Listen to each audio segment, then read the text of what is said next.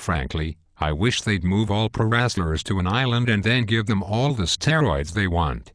They could even televise the fights they'd get themselves into over who had the best spoon, and whose turn it was to milk the goat. One would beat on his chest and scream, "You milked her yesterday, now it's my turn." And the fight would be on. Eventually, they'd pull each other's arms out to suck it often enough that they'd all keel over and drop dead, and then we'd be through with this scourge. And scourge it is. Back 15 years ago, one of my boys broke the other's collarbone when he stomped on him like the wrestlers do. I have no use for this football player and no use for wrestling. They can all jump into a crevice and meet him on the way down. Amen to this. I've read that in Australia most of the free health care goes to drunk Australians recovering from knife fights. Do we want more knife fights in the USA? Do we want more drunks running around wild and drunk with knives? This is where you go if you just give away health care to people who cannot control themselves.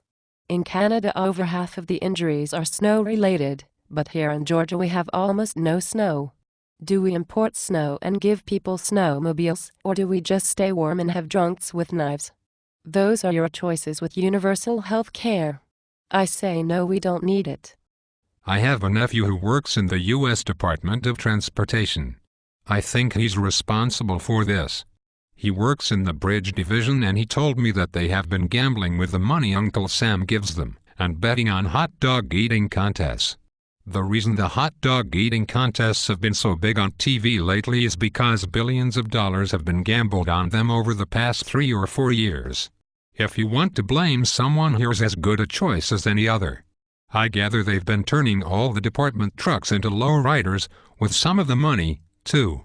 What is this world coming to? If you ask me, this is just a waste of money. Whatever happened to a forklift and a flatbed truck? I remember when they had to take the side of a house off to get some huge guy out. Dick Gregory was there and maybe Richard Simmons, and they watched while the forklift pulled the guy out and put him down on a truck. It worked fine. The real problem was at the hospital, where they didn't have a bed large enough for him. If I recall correctly, they put 2 king-sized mattresses together on the floor and called it a bed.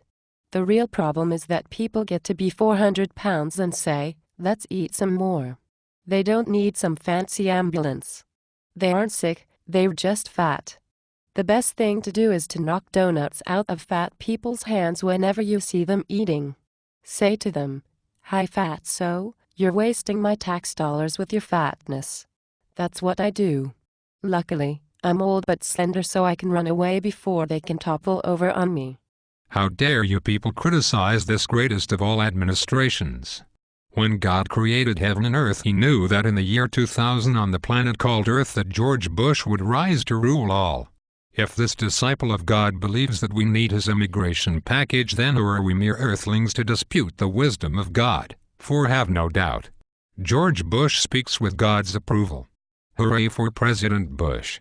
His I-beam X-rays penetrate all and know who is good and who is evil. President Bush, voice of Jesus on earth. The problem is that people who really believe they are the best possible choice to rule are usually deluded. If you really believe that you better than anyone else has the answers the world needs, then you are megalomaniac. It's like with guns. We give the very people who ought not have guns the ability to shoot us.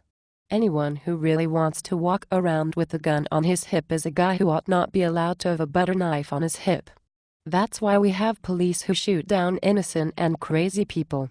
There was a great article in Harper's a couple of months ago where a guy going through boot camp was talking to other guys going through it about why they signed up, and several of them said, "I just want to kill someone." No wonder we have the problems we have in the army. Along with the fully qualified, we let in half-wits and arm them.